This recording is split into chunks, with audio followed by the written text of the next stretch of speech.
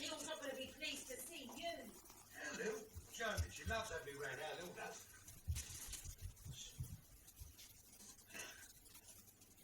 Oh, no, I mean, what are you doing here? Hello, Lil. How nice to see you. Well, look what's dropped in. Hello, pretty boy. What you got your salt down as a one-man band? Great to you being here.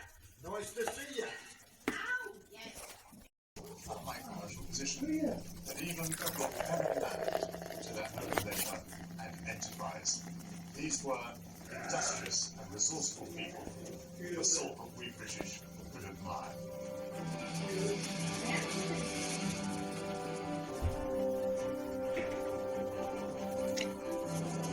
Ready. This nation's achievements were showcased in Amsterdam, described in my 1913 guide as the commercial capital of among the top financial centres of Europe.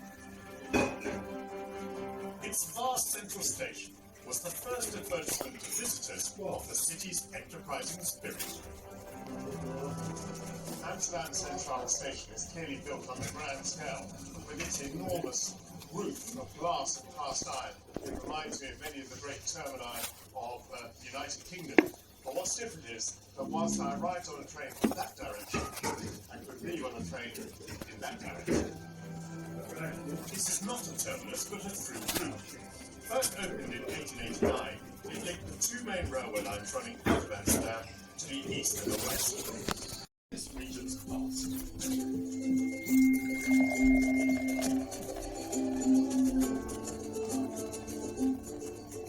My next stop is Amiens, whose cathedral, my branch tells me, is one of the magnificent Gothic monuments of France, the facade being especially admired. And it attracted British soldiers on recreational breaks, perhaps wanting to feast their eyes on beauty. I'll see Belle in a minute because she's an old lady. My 1913 guidebook describes Amiens as the chief town of the Département de la Somme, the ancient capital of Brittany. And for the audience tourists, its rich history was a huge draw. Item 1 on their itinerary was the 800-year-old cathedral, whose lofty spire still dominates the skyline. I'm taking a tour with Xavier Bailly from the local heritage service. Xavier, lovely to see you. Nice, glad to meet you. Xavier, this is the most spectacular cathedral. My guidebook tells me that it's one of the great Gothic monuments of France. Is that so? That's true. We are in the largest Gothic cathedral built during the medieval period, built during the 13th century. And the guidebook also talks about the loftiness, that is to say, the height of the nave. That's very remarkable here. Yes, we have the walls are at 42 meters high. The nave is the highest in the world.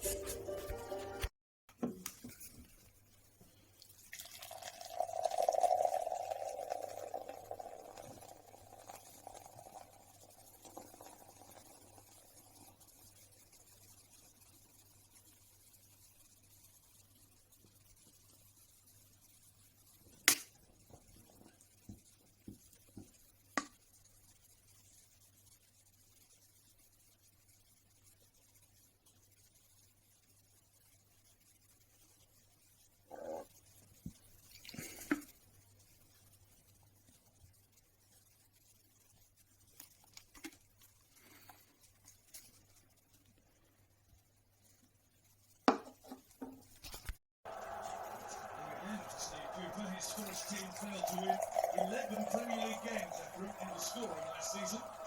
Maybe today, here, difficult place to get anything. Just scored two too early. So, hesitation. And Stuart Iqbal blows his whistle. Free kick is in right on the edge of the box.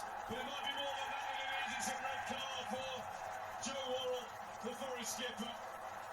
Trouble for them now. He's got a hold of Fernandez Shorts there, tugs him down. Not one Forest player saw red in the Premier League last season.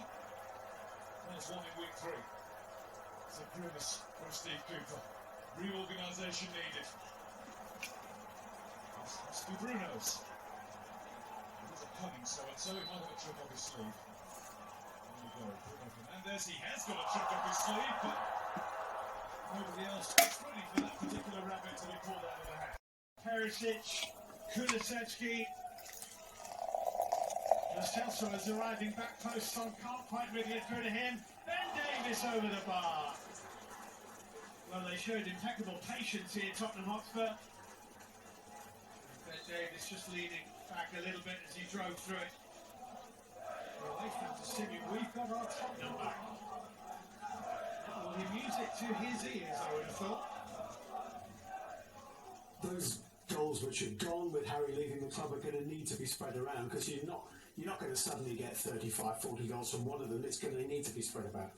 Yeah, and I think it just makes us a sort of maybe a little bit more difficult team to try and stop, because the goals can come from different avenues, and we want to be that sort of team. It's not just because Harry left, but it's the way I sort of set my teams up. That big chance right before half time could have been a turning point for you. Yes, the end of the first half, the beginning of the second, I think we had also some good chances with Dan and with Justin, but No. What? Well, I have. The people. Mr. Ballard is a partner in a firm of stockbrokers. You will ride into the city each morning and then come back to take Mrs. Ballard wherever she wants to go. You will pick up Mr. Ballard when he's finished work. The young lady is Mr. Ballard's half-sister. She's an artist, lives in the cottage down the road. And Mrs. Ballard's accident. How did that happen? I've no idea.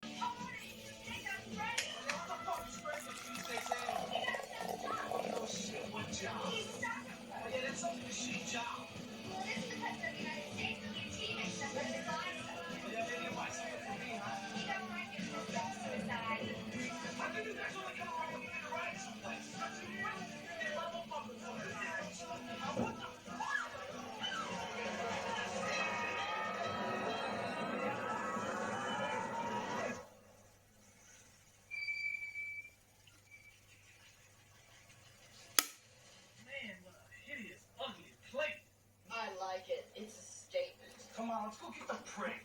No, that's nice. Well, that's not nice. Yeah, what did you think they are? Weird as...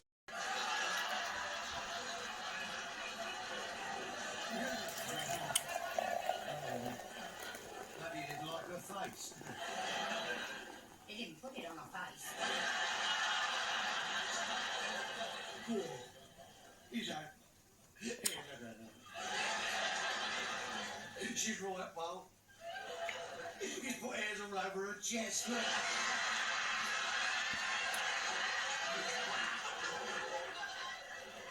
Now, Benny, get rid of that. Put it in a dustbin. You know we can't get rid of this one. Why not? Might corrupt the dustman. And there's another reason. What? Why haven't read it yet? that's the game of football. Newcastle have gone 17 league games without defeat. Beautiful control by Darwin Núñez, and the finish wasn't bad either. Salah plays it deep into the middle, where it's finished off by Cody Gakpo. Nick Pope is a long way out, and he had to improvise, and he got a hold of it, and he's in trouble here. Nick Pope is off. The only team to have beaten Newcastle in the Premier League all season have done it again. Your commentator, Guy Mowbray. Full throttle, heavy metal. whatever you want to call it, it's how these two like to play. They've given us some great games between them in the past.